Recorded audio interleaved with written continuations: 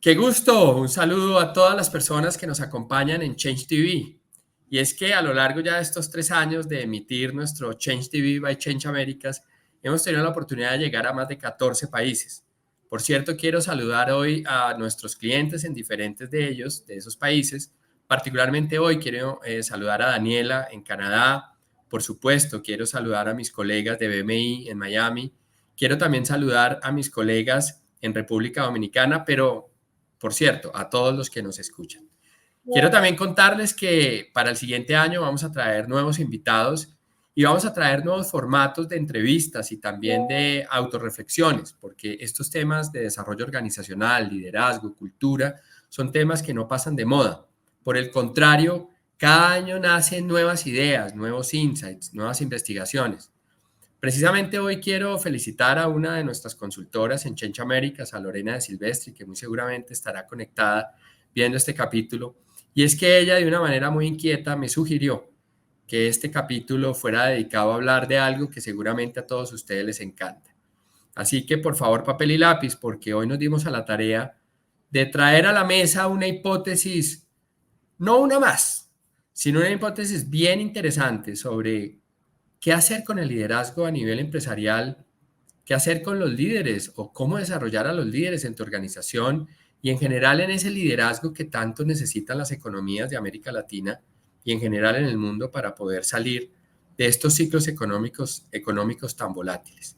Así que recuerden, mi nombre es Ciro Pérez y acá en Change TV posiblemente el próximo invitado será alguno de los que nos está escuchando. Démosle entonces la bienvenida a el colega, como verás, más de 30 años trabajando en el mundo del desarrollo y particularmente en algo que a él le encanta, que es el talento humano. José Echeverry, qué gusto, bienvenido a tu casa, Change TV. Ciro, muchas gracias por esta invitación. Feliz de estar acá con todos ustedes y que podamos conversar de manera amena y sobre un tema que me encanta, como tú decías, y que realmente me apasiona y creo que vamos a poder desafiar paradigmas alrededor de estos temas.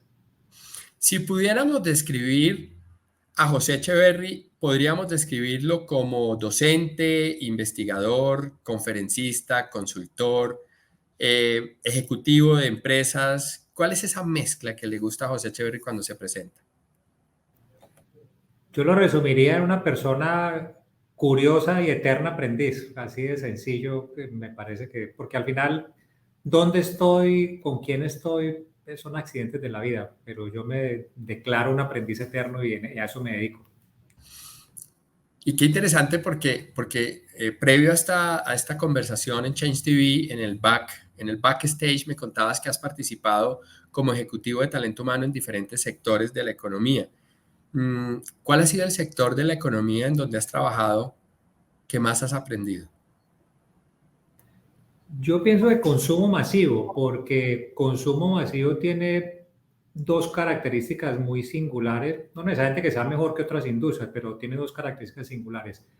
Una, hay un foco altísimo en el consumidor, entonces, y el consumidor, pues lo vemos en las redes sociales, cambia cada segundo sus preferencias, entonces hay que andar a una velocidad enorme porque vas al ritmo del consumidor y lo que no vendiste hoy se perdió, mañana ya no existe. Entonces es un tema que pone una presión importante. Y el segundo elemento es que esa misma situación exige que busques estar anticipándote a buscar quién es el mejor en el mundo en algo, sin importar si es tu competidor. Esa mezcla para mí fue potente y he adquirido muchos elementos de eso justamente y los aplico mucho en mi diario vivir justamente los roles que tengo. Mira que escuchándote, saludando a varios de nuestros clientes del sector de consumo masivo, tuve la oportunidad hace un par de semanas de intercambiar con varios ejecutivos del grupo Bimbo, que por cierto tuvieron un encuentro en Colombia, varios ejecutivos de varios de los países donde Bimbo opera. Y fue bien interesante porque el evento estaba enfocado en los temas de agilidad.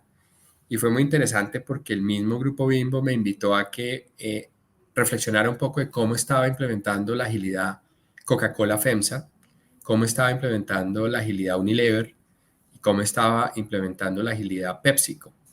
Y fue bien interesante porque yo dije, bueno, si ellos me están pidiendo que hable un poco o revise un poco de algunos de sus competidores en algunas categorías, es que a veces tenemos la miopía y creemos que hacemos siempre lo mejor nosotros. Pero cuando uno sale y mira el mercado y se da la posibilidad de conocer otras prácticas, se da cuenta que el mundo es muy grande y que se puede aprender incluso, como dices tú, de los competidores. ¿Qué opina José al respecto? Estoy de acuerdo totalmente. Inclusive yo me atrevo a decir que no solo de los competidores, sino de otras industrias. Cuando uno cree que su industria es especial y única, puede quedarse sin ver o viendo solamente los competidores que son fundamentales, poderlos mapear y evaluar y aprender de ellos, sino inclusive otras industrias de las cuales puedes extrapolar buenas prácticas o evitar algunos problemas que te pueden pasar. Entonces yo inclusive lo ampliaría no solo competidores, hay que ir inclusive mucho más allá de evaluar otras industrias. Si pudieras hoy tomar el teléfono y fuera una llamada mágica, pudieras llamar a cualquier colega ejecutivo de talento humano de cualquier empresa para preguntarle cómo están haciendo las cosas, ¿a qué ejecutivo llamarías?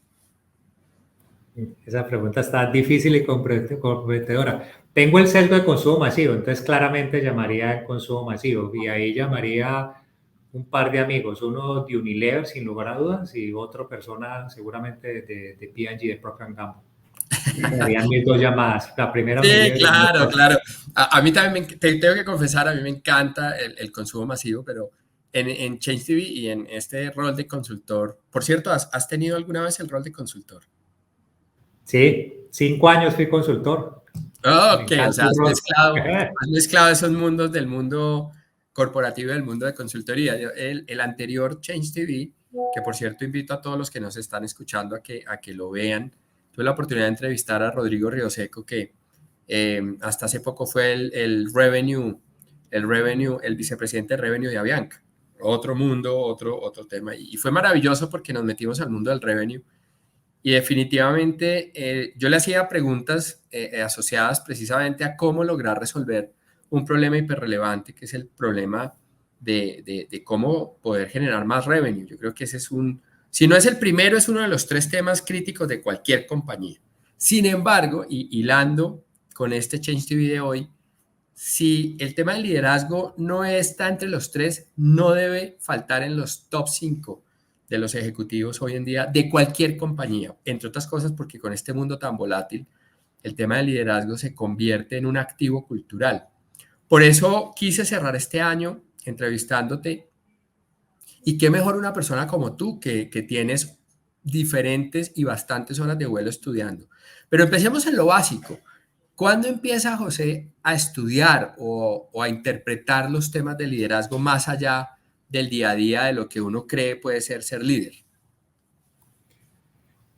Arrancaría para resumirlo muy rápido, yo soy el rey de las embarradas, entonces he aprendido a punta de error y ensayo y esto arrancó por un gran error que cometí cuando era líder, que efectivamente consideraba que era un gran líder, extremadamente potente, maravilloso y fantástico y descubrí que era bastante mediocre.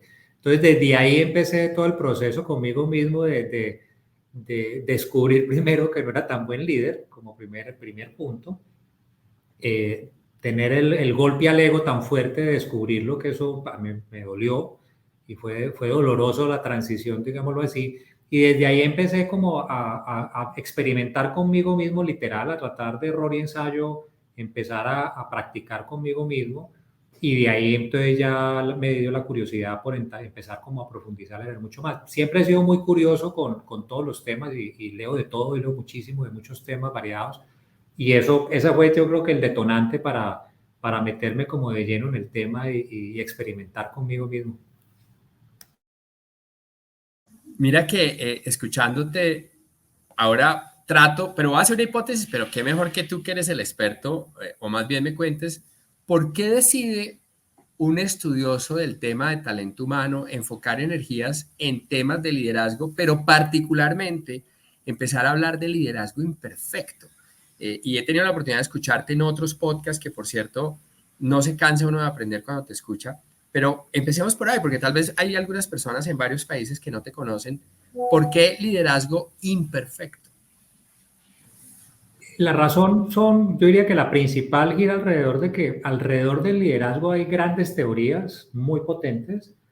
Todos los que estamos acá seguramente hemos estado en grandes conferencistas, grandes programas de liderazgo que son muy buenos, pero hay un punto que desde mi parecer no se ha tocado y es la realidad cotidiana que todos vivimos.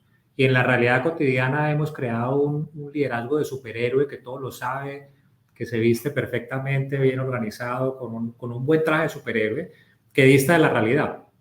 Y lo que yo me he encontrado en mi propia vida personal y profesional y lo que veo en mi vida cotidiana con jefes, pares y todo es que hay una desconexión con la realidad justamente por eso. Entonces, por eso el tema de imperfección para mí es tan relevante porque yo lo asocio de manera directa a cómo realmente aprendemos a aceptar que somos personas, somos seres humanos.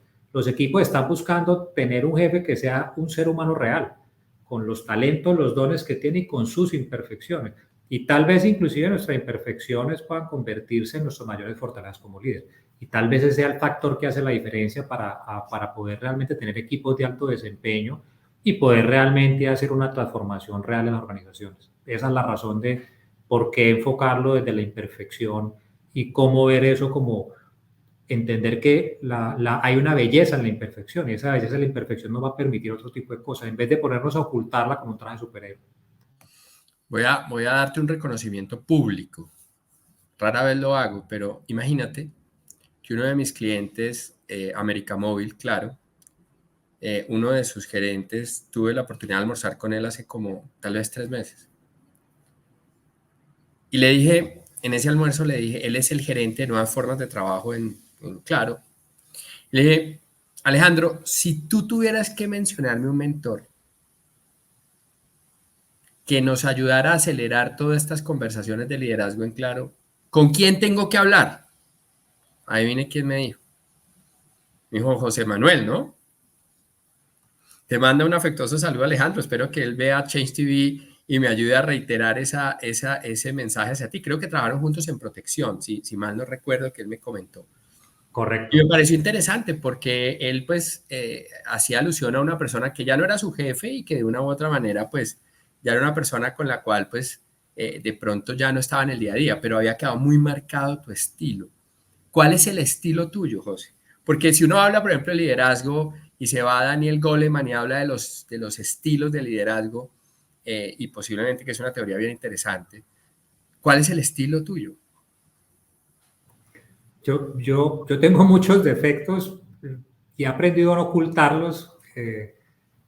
Y otra vez, yo creo que la imperfección es esa pócima mágica que te conecta con las personas, porque es lo que te permite realmente tener una relación un poco más íntima, no de mejores amigos, sino, pero tener algo más íntimo. Y si no piensas justamente quiénes son las personas más cercanas tuyas, con las cuales te sos capaz de sentarte a hablar abiertamente de lo divino y lo humano sin temor alguno.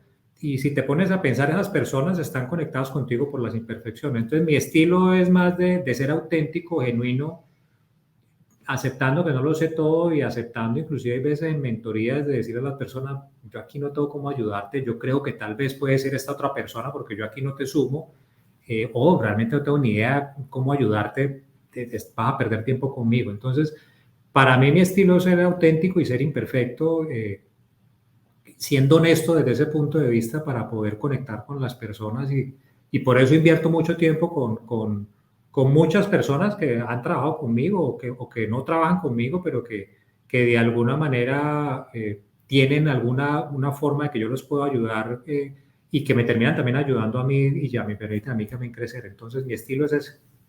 Sabes que escuchándote y hilando este tema del liderazgo imperfecto, seguramente, o no sé si lo has leído, el libro de Nasir Taleb sobre la vulnerabilidad. Él habla precisamente o de la fragilidad, ¿no? Él habla de la antifragilidad, que es la suma de la fragilidad de todos. O sea, tú eres muy frágil, yo soy muy frágil y la pandemia demostró de lejos todo ello, pero si nos juntamos, nos volvemos antifrágiles, como las cadenas de las hormigas que llevan a poder mover toneladas, pero una sola no podría hacer nada. Y me gustó mucho ese concepto. De hecho, lo empecé a estudiar precisamente porque un cliente contrató una conferencia alrededor de la fragilidad.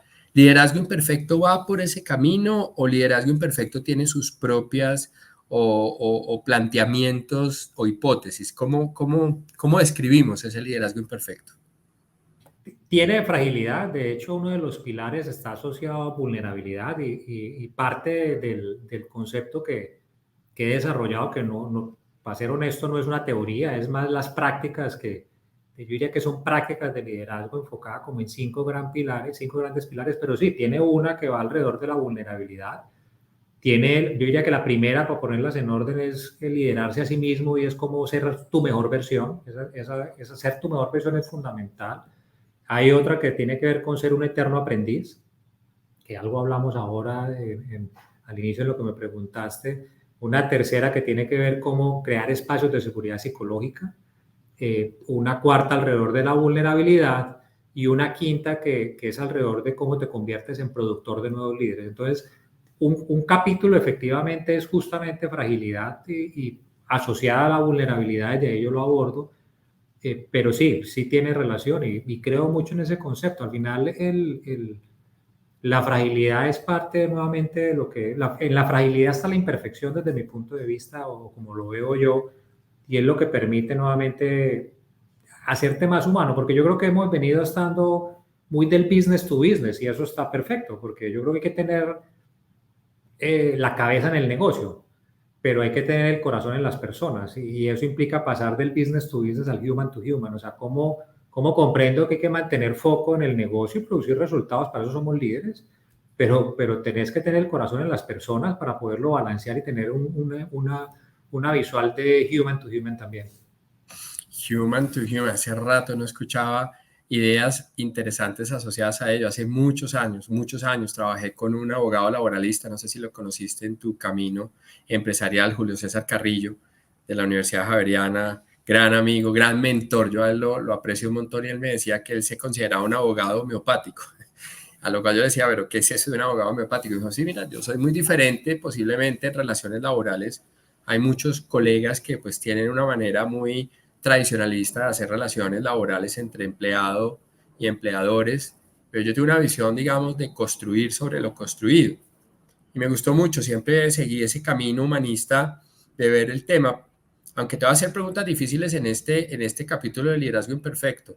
Esta conversación, ¿cómo tenerla con accionistas que claramente muchas veces, no todos, evidentemente, pero muchos de ellos ponen sobre la mesa el tema financiero por encima de muchos otros temas? Esta conversación, ¿cómo se debe dar en una compañía? Es muy buena pregunta, porque asociamos los temas humanos a temas subjetivos meramente cualitativos. Y cuando tú con un accionista, con un miembro de junta directiva, con el presidente de una compañía, con cualquier persona vas a tratar de hablar cualitativamente, todos son expertos, porque cabe todo. Entonces, desde mi punto de vista, estos temas hay que tratarlos cuantitativamente y es cómo inicio la conversación de manera cuantitativa para luego sí poder hablar de lo cualitativo de alguna manera. Pero para mí el liderazgo y todos estos temas tienen mucho de cuantitativo. Lo que pasa es que no usamos los datos. Nos parece más fácil ser magos de la intuición y la intuición es muy relevante. Y entonces cuando te metes con la intuición es que creo que la mayoría de la gente se está yendo porque el líder es malo. ¿Cuántos creen? No, pues lo escuché de uno. Hay data, mira la rotación, la promoción interna, mira los resultados, mira la encuesta de clima. O sea, nosotros tenemos data en exceso. O sea, es una muy mala excusa solo limitarnos a lo cualitativo porque más hoy en día tenemos toneladas de información. Entonces, para mí el gran punto a tu pregunta es cómo pasamos para empezar a hacer una conversación cuantitativa primero alrededor de estos temas que se puede cuantificar para luego hablar de una manera un poco más cualitativa, pero tiene que ser cuantitativa. Si no es cuantitativa, nos quedamos en los subjetivos donde todos somos expertos y todos sabemos maravilla y todos hemos ido a cursos de liderazgo fantásticos que podemos hablar. De hecho me plantea una idea lo que me estás contando, porque cuantificar una escuela de liderazgo, digamos, toda una práctica de liderazgo, para ponerlo un poco más, no en términos tácticos como podría ser una escuela, sino más en cómo desarrollar toda una práctica, toda una cultura del liderazgo imperfecto. Te voy a proponer una idea. Eh, Dicen que uno tiene que escribir, o que tú tienes que escribir tal como piensas. Y de hecho en el 2013 nosotros publicamos lo que hasta ahora ha sido nuestro único libro. Mi papá, que por cierto le mando también un afectuoso saludo, nos ayudó a redactar el libro porque yo dicto conferencias, José Manuel, hace muchos años, pero escribir un libro se me volvió una obsesión complejísima, tanto así que lamentablemente después del 2013 no hemos sido capaces de lanzar otro y él mismo me ha insistido, pero no quiero irme por las ramas, lo que quiero significar es que creo que el que escribe piensa y el que piensa escribe. Te quiero hacer una pregunta. ¿Qué aprendió José Manuel escribiendo sobre liderazgo? La voy a tratar de concentrar en 2 puntos para no extenderme. Uno, que no sé escribir y que debía haber estudiado mucho más porque realmente tiene técnica, tiene ciencia y no lo hice y eso fue un error. Entonces descubrí que era tremendamente difícil y eso me llevó pues a otra reflexión que es la segunda y es la parte de mucho camino por recorrer. Todo el libro está basado en historias de la vida real, pero también me llevó a pensar que efectivamente estructurándolo y estructurando las ideas me llevó a pensar que todavía hay mucho camino por recorrer en este tema y mucho por descubrir, por aprender y mucho por practicar y mucho por compartir con personas y con permitir que desafíen todo este tipo de cosas, porque cuando escribes un libro, al final del día te enfrentas a la crítica de todo tipo, pero eso me ha parecido interesante y muy positivo porque me ha desafiado a estudiar más, a aprender más y a declararme nuevamente neófito y aprendiz. Qué interesante que lo dijiste porque creí que solo me pasaba a mí. Evidentemente, cuando tú hablas en público y tú también eres conferencista, por cierto, reconozco que lo haces muy bien, aprendo de tus videos que salen a través de diferentes canales. Pero evidentemente cuando tú hablas en público te expones, eso es normal. De hecho, se dice que uno de los miedos más grandes de la humanidad es hablar en público. Sin embargo, cuando escribí tenía tanto miedo de que la crítica, que por cierto seguramente acabó conmigo porque esa es la vida, pero me ponía yo a pensar, cuando alguien esté leyendo esto, ¿qué va a decir? Y ahora escuchándote, evidentemente, pues también te pasó. Y han pasado varias personas por Change TV que han escrito. Por eso te felicito y quiero reconocer, porque en América Latina realmente son pocos los escritores. Es interesante que uno compra demasiada literatura americana y de una u otra forma se vuelve como el mantra, ¿no? Como que lo que escribió Kobe, lo que escribió Blanchard, lo que escribieron, digamos, los jugadores claves de liderazgo, como que se vuelve el camino. Me encanta que un latino, ahora que estás en Honduras, pero digamos un latino se decida a escribir. Entonces te voy a proponer una idea.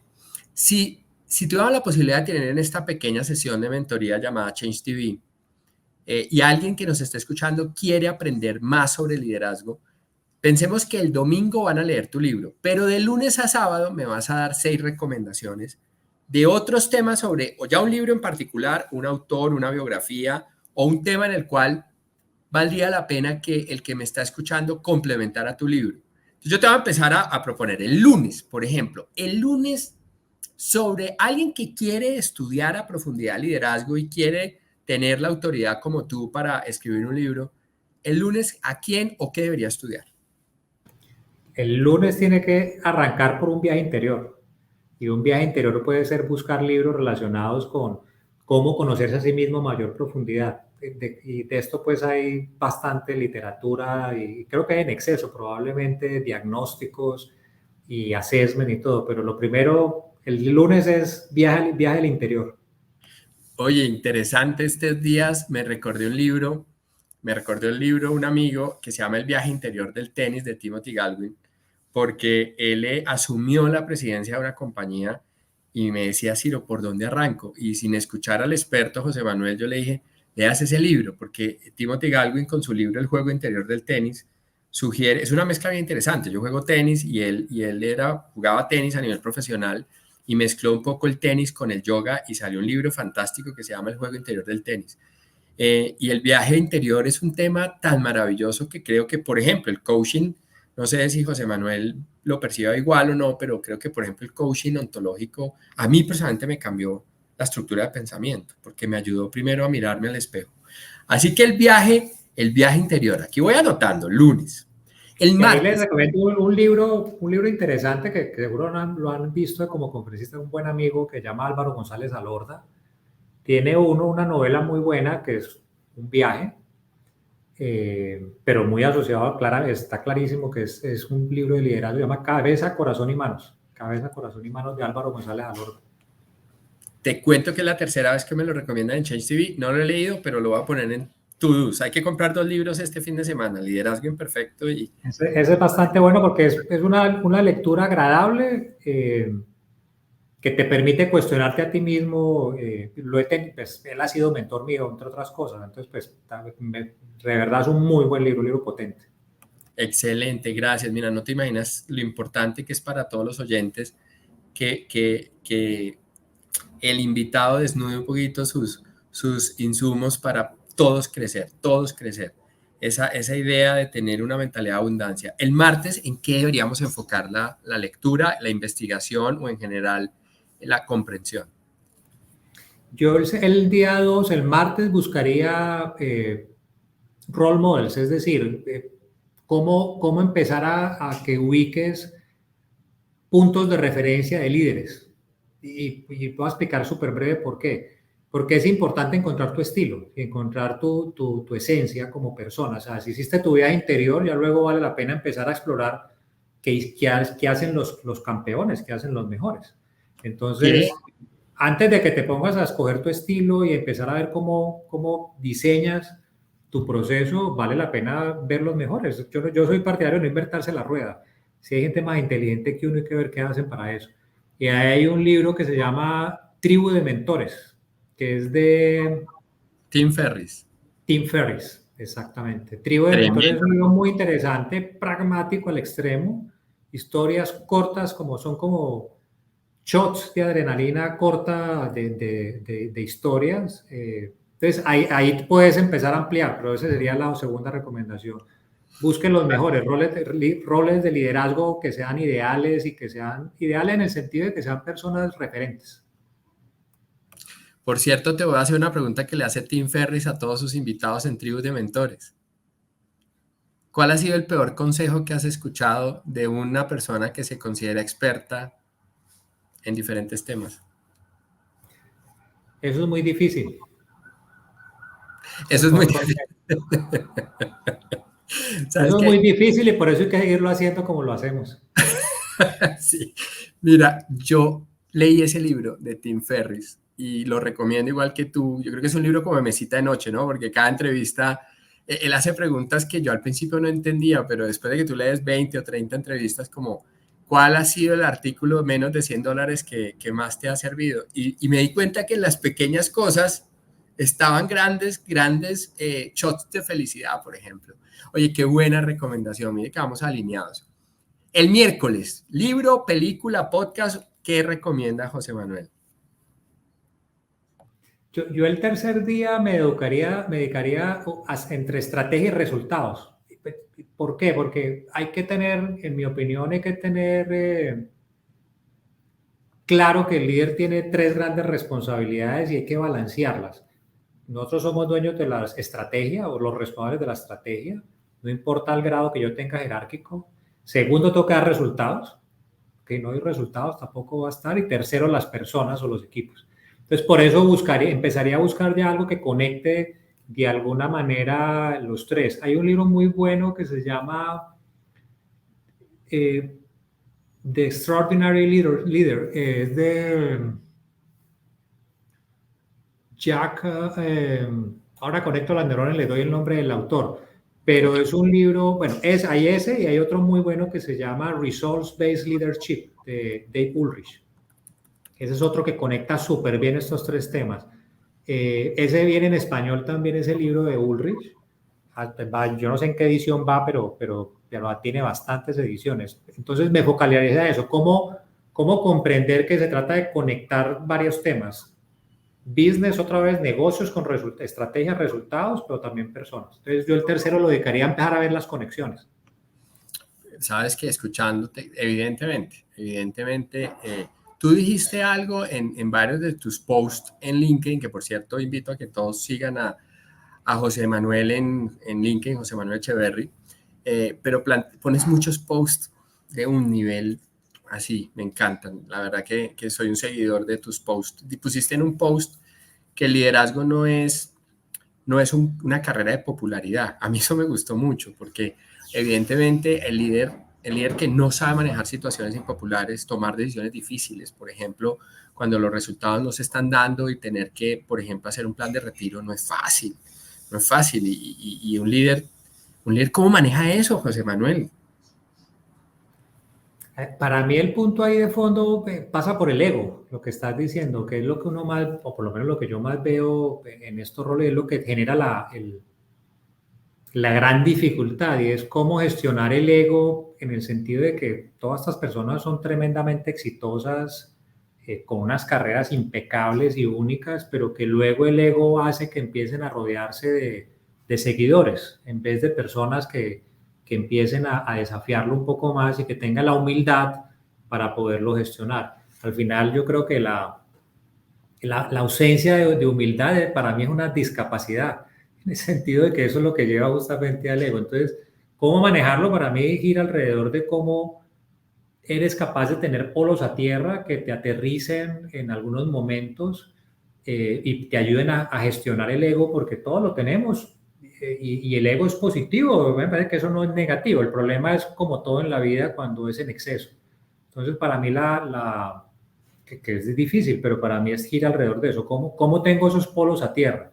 ¿Cómo tengo una junta directiva personal, que me permite estar rebalanceándome al respecto y que esa junta directiva me ayuda en temas del negocio puro y en temas expertos, pero también en temas de liderazgo y en otro tipo de temas? Entonces, los polos a tierra para mí son relevantes. Yo personalmente tengo mi propia junta directiva que no le pago dinero, pero que es la que me permite estar tomando el pulso de cosas tan simples como, por ejemplo, el fin de semana llamé a uno de estas personas para hacerle una consulta de carrera personal, eh, y básicamente me dio mis 3 cachetadas y me dijo: estás perdido, o sea, vas a cometer un error. Pero yo estaba considerando que efectivamente está siendo tremendamente inteligente. Entonces, eso te permite testear, mantenerte polo a tierra, e igual al revés. O sea, también me ha pasado que me han dicho, o sea, te está pasando el síndrome del impostor, o sea, avanza un poco más, que ese no es el camino y estás subestimando la situación y lo que puedes hacer, arriesgate. Entonces, el poner los polos a tierra, yo lo hago desde el punto de vista de tener una junta directiva diversa, de personas que no necesariamente son amigos míos, de personas que realmente me cuestionan y me sirven de balanza, incluyendo también los que me son sponsor y me ayudan a subir el ego en algunos momentos. Está bien, está bien. Y la imperfección está en la autenticidad, y sugiero yo. Y te agradezco que hayas contado tantas cosas interesantes en tan poco tiempo, como por ejemplo el tema de tener una junta o tener un concepto de junta que te ayude a valorar las decisiones más trascendentales de tu vida. Yo te confieso que lo descubrí con Change TV. De hecho, mucha gente se ríe cuando yo les cuento que a mí toda mi vida me ha gustado hablar, pero con Change TV aprendí a preguntar. Y es que me encantó. Yo descubrí eso, José Manuel, como que algún día dije, me encanta empezar a preguntar para constatar, para obviamente reafirmar, eventualmente para alimentar el ego, pero también para darme cuenta que hay muchas otras formas de pensamiento que pueden complementar, digamos, las virtudes de los demás. Evidentemente, por ejemplo, te pueden ayudar a crecer, a superar. Y por eso te quiero llevar el jueves, íbamos el miércoles, el jueves tú hablas dentro de tu libro de los 5 pilares, de un tema que me ha encantado, que creo que es maravilloso para estos tiempos, y es el tema de las safety zones, de las zonas seguras. Y es un concepto bien interesante porque de hecho hay diferentes aproximaciones desde la sociología, la antropología, incluso desde la investigación de las tribus, de cómo se puede crear una zona segura. Pero si pudieras darle un tip o uno o dos tips a los oyentes respecto a qué es para José Manuel una zona segura, y un tipcito de cuál es ese elemento fundamental. Ese es un tema pues, gigante desde mi punto de vista, de una potencia enorme, porque simplemente para darles una idea, antes de responder como puntualmente es, si uno quiere un equipo de alto desempeño o con alta innovación, tiene que tener seguridad psicológica, tiene que tener esos espacios, crear esos espacios seguros. Si usted no los crea, no va a pasar. Entonces, ese es un elemento para mí, es el factor crítico de éxito fundamental. Yo les voy a dar 2 tips que yo hago.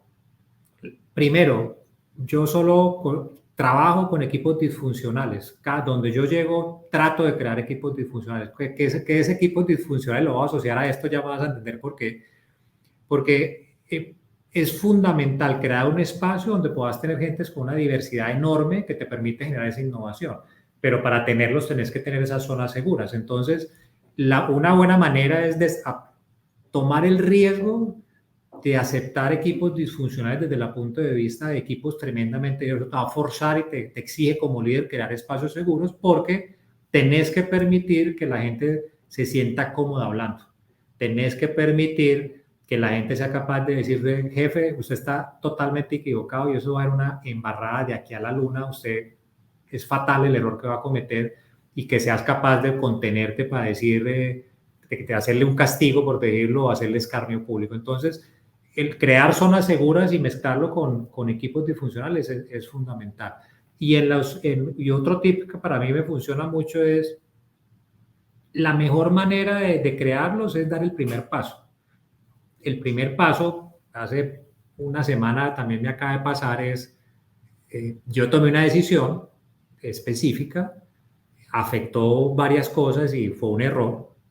Y en el equipo mío que me reporta a mí directamente, lo llamé a decirle, señores y señoras, me equivoqué, fue un error de mi parte. Ese hecho tan sencillo, pero pues que es difícil aceptar que te equivocaste delante de tu equipo, es lo que autoriza al equipo a sentirse seguro de que es capaz de levantar la mano y decir, sí, me equivoqué, y el error es permitido. Entonces, para mí el otro elemento aquí fundamental, más de que uno se pare como líder a decir me equivoqué, es el hecho de darle poder al error y comprender que el error es una herramienta absurdamente poderosa que te ayuda justamente a que esos espacios seguros fluyan de manera más natural y espontánea, sin necesidad de crear grandes programas o cosas adicionales. Por supuesto, en esto hay técnica, por supuesto hay teorías. Les recomiendo también otra autora muy buena que se llama Amy Edmondson, si no me equivoco es el apellido. Tal vez fue la pionera en estos temas hace varias décadas. Tiene un texto muy famoso, muy famoso sobre este tema, y tiene muy buenos libros alrededor de este asunto con ejercicios súper pragmáticos. Si entran a la página de ella, va a tener una autoevaluación gratuita para esto. Excelente recomendación. Aquí estoy anotando. Sabes que me da placer cuando alguien desde la perspectiva intelectual sugiere, porque me voy a leer. Tengo una socia en Puerto Rico, Yolaine, que por cierto también la saludo, espero esté viendo este capítulo. Y Yolaine, estuve en Puerto Rico en un cliente de ella en Triple S, estábamos dando la conferencia y yo di, no sé, como tú, recomiendo varios libros y tal. Y así pasó, se acabó la conferencia, a los 8 días me mandó su cuenta de Amazon y había comprado 14 libros. Le dije, ¿de dónde te compraste 14 libros? Me dijo, pues eso fue lo que usted dijo en la conferencia. Entonces dije que hay gente más adicta que yo. Y te quiero plantear, ya para ir cerrando, 2 días, que es el viernes. El viernes, David Solomon es el actual CEO de Goldman Sachs. Y David Solomon comparte diría yo, una adicción de un hobby que yo también tengo, y es que él es DJ de música electrónica. No sé si tú sabías esa historia.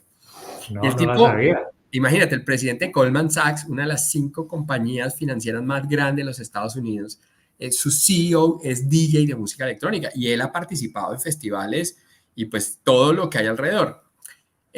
Ha tenido su yin y su yang, porque hace poco la junta directiva de Goldman Sachs le solicitó que se retirara en su carrera profesional de DJ porque estaba interfiriendo mucho, y no porque él le dedicara horas a ello, porque seguramente él es muy profesional en eso, sino que todo el tema mediático que estaba alrededor podría estar afectando. Pero esa es historia de otro Change TV. Lo que te quería comentar es que leyendo esa historia del CEO de Goldman Sachs, me hace pensar que un líder definitivamente necesita desconectarse, tener hobbies, tener espacios para alivianar la mente, así desea jugar ajedrez o no hacer nada, o ver una serie en Netflix. ¿José Manuel cree en esa idea que estoy planteando o es una idea preconcebida? No solo lo creo, sino que yo lo que pienso es que hay que conectarlo. Tendemos los líderes a esos hobbies, los que tenemos hobbies, yo soy fan de tenerlos y pienso igual que tú en ese aspecto, pero lo que quiero plantear es que hay veces tratamos de separar vida laboral, vida personal. Y en mi punto es que justamente hay que integrarlo completamente, porque eso es lo que te garantiza o te permite que te vean auténtico y te vean de una sola pieza y no tengas que ponerte a hacer cosas en un lado o en otro. Personalmente, yo practico lo que arranco mi práctica de algunas de estas cosas de liderazgo o con los hobbies o con mi familia para tratar de primero probar en espacios seguros para luego meterme al mundo corporativo, practicarlo en el mundo corporativo, porque pues no es lo mismo que te equivoques eh, eh, y hagas algún experimento con la junta directiva o con dos niveles arriba, a que lo hagas en un espacio un poco más seguro donde puedes testear y probar las cosas y conectar la vida familiar, personal con tus hobbies y lo que pasa en tu día cotidiano. Entonces, mi respuesta es que sí creo y creo que y estoy convencido que hay que conectarlos completamente. Y Eso funciona. para conocerte un poquito más acá en Change TV, ¿tienes algún hobby, algún deporte, algo que hagas con tu familia? Sí, cada vez tengo más hobbies. Lo que estoy tratando es de priorizarlos cada vez más, pero tengo muchos hobbies. Me encanta el deporte, soy adicto al deporte, hago desde muy pequeño troto y me encanta trotar. Me encanta leer, entonces leo muchísimo, tengo una rutina de lectura diaria mezclada entre artículos, novelas o otro tipo de libros, pues como los que estamos hablando ahora. Me encanta estar en comunidades exóticas, pero exóticas lo voy a aclarar para que no, la imaginación no vuele. Exóticas es yo pertenezco o participo en comunidades en cosas en Asia o en Europa o en cosas muy distintas a los temas típicos de liderazgo de HR que yo manejo, porque me permite abrir la mente y ver otras cosas y conectar otras cosas. Entonces, es otro gran hobby que tengo es eh, busco sitios de gente más inteligente que yo, donde yo soy el bruto, literal, el ignorante, pero que me desafía a conectar otras cosas y a mantener otra vez el tema de que soy un eterno aprendiz, porque siempre hay gente más inteligente que uno. Entonces, no, mi hobby. Oye, qué interesante esa parte. Si después por el interno me puedes compartir algo de ello. Nunca lo he hecho, nunca he participado, pero fíjate que estando en Silicon Valley hace 4 o 5 años que tuvimos la oportunidad de generar una alianza con el Silicon Valley Innovation Center, ellos me decían que lo más poderoso de vivir, por ejemplo, en San Mateo o en esas zonas de Silicon Valley, precisamente era juntarte con gente que quiere arreglar el mundo. Y decía, y me parece interesante, y es verdad, o sea, tú entras a un Starbucks en San Mateo, California, y la gente que está ahí está pensando cómo crear una startup para desalinizar el agua o crear una startup para realmente resolver el problema de los inmigrantes. O sea, de verdad, hay gente tan diferente a ti y como dices tú, hay gente tan inteligente que de verdad aprenderle así como arrancarle pedacitos puede ser un buen hobby. Nunca lo había pensado, aquí lo voy a anotar para el sábado y para el viernes. Y el sábado quiero cerrar contigo diciéndote algo. Tú propones como un pilar ser una fábrica de más líderes. Entonces me surge una inquietud. Yo tengo una niña maravillosa, Martina Pérez, ella espero que algún día vea estos capítulos y se ría de su papá, pero ella para mí, como he compartido con la mayoría de la gente que entrevisto en Change TV, generalmente tú tienes esa creencia de querer que tus hijos sean una mejor versión de muchas cosas, ¿no? Entonces, seguramente tratas de hacer un esfuerzo en ello. ¿Qué tip crees tú que podríamos llevarnos de tu experiencia para crear líderes en la casa, por ejemplo? Que es algo que a mí me convoca hoy en día, pues porque estoy en ese momento de vida, ¿no? Viendo tanto adolescente capacitándose en TikTok me genera demasiada ansiedad. Pero bueno, ¿qué dice el experto? ¿Cómo? Vámonos por ese camino. ¿Cómo el sábado podríamos hablar de generar liderazgo en la casa? Las preguntas está tremendamente profunda. En mi opinión, voy a hablar desde mi experiencia porque no necesariamente esto es la verdad revelada ni más faltaba, pero es lo que me funciona a mí y de hecho es de lo que me siento orgulloso pues de mis hijos. En particular, tengo uno de 21 y uno de 11 años. Entonces me preocupa justamente su futuro desde el rol de líder, porque yo quiero que realmente puedan estar liderando su vida. Entonces, y ayer, ahorita les cuento el resumen de lo que pasó ayer justamente, por eso lo traigo también a colación, porque lo tengo muy fresco el tema, y es que yo estoy convencido que los hijos y uno debe promover que sean buenos seres humanos desde el punto de vista de que hagan lo que es correcto sin importar qué hay alrededor. ¿Por qué? Porque eso es lo que permite generar generar la credibilidad y la confianza a tu alrededor para poder generar influencia. Y al final hay que buscar que sean una influencia positiva para su comunidad y para la sociedad, en el pedacito que les toca a cada uno de ellos a su manera. Entonces, para mí este tema de liderazgo también tiene que ver en cómo le enseñamos a nuestros hijos y al núcleo más cercano que efectivamente en la medida que tú hagas lo correcto y seas un buen ser humano, buen ser humano, lo que para ti sea buen ser humano, haciendo lo correcto, es lo que te va a permitir generar esa influencia positiva en la comunidad, porque al final, en mi opinión personal, nuestra responsabilidad es superior. Nosotros no solo damos resultados en las compañías, ni tenemos un equipo a cargo que tiene que sentirse bien y producir más líderes, sino de cómo realmente comprendemos que esto es un poco más amplio. Cada uno de nosotros puede que nos quejemos del político de turno, de lo que pasa en nuestra comunidad, pero si nosotros no somos capaces de influenciar mínimamente lo que está más cercano, donde sí tenemos control, nunca vamos a cambiar ni vamos a tener un mejor lugar para vivir o para trabajar. Entonces, por eso es que creo que así suene un poco filosófico, sí creo que es fundamental que ellos sean buenos seres humanos para que de esa manera realmente sean la influencia positiva en su vecino, en su amigo, en su alrededor, porque eso es lo que puede hacer realmente la diferencia. Al final, todos somos humanos y todos estamos esperando que nos traten humanamente de manera apropiada, adecuada, así nos equivoquemos. Te voy a confesar, te voy a hacer un pedido. Cuando termines esta grabación y en la medida de lo que pueda tu tiempo, quiero que veas el capítulo de Change TV cuando entrevisté al expresidente de Everest, Diego Tovar. Y quiero que cuando él hoy en día es socio mío, hacemos cosas juntos, cuando veas ese capítulo que para personas como tú te va a encantar porque Diego es un conversador maravilloso. La ¿Caleño? última ¿Es pregunta caleño? no, bueno, ¿sabes qué? No, Tiene un porque homónimo, entonces. sí, Diego fue presidente de Everest, fue socio de Deloitte y él ha sido un ejecutivo de más de 35 años del mundo empresarial y consultivo. Pero cuando escuches la entrevista, la última pregunta que yo le hice en ese capítulo, vas a ver que él respondió exactamente lo que tú respondiste. Y es que definitivamente él decía, él en sus palabras, decía que el gran desafío de la familia hoy en día y de los hijos es querer proyectar la ética en otro. Entonces queremos que es que el otro sea el ético, que el otro es el que tenga que hacer las cosas correctas. Y yo creo que como tú me sumo a que hoy nosotros tenemos un desafío como líderes es de verdad educar, porque si nosotros no educamos líderes, hoy tenemos una fuerza, una cantidad de fuerzas que están interviniendo en el criterio de los jóvenes. Y eso no se resuelve solo criticando el gobierno. Eso se resuelve tomando acción y tomando acción en conversaciones básicas como en tu casa, cuántas horas o cómo se debe respetar el uso o no de un dispositivo móvil cenando en tu casa. Cosas tan básicas. Entonces te invito a que escuches ese video. Y por cierto, la última pregunta, el bonus track. Si te llamara un guionista o te llamara una editorial y te dijera, vamos a escribir el sexto pilar del liderazgo imperfecto, ¿de qué se trataría el libro? Ya lo he pensado, entonces por eso me sonrío. El lado oscuro del liderazgo.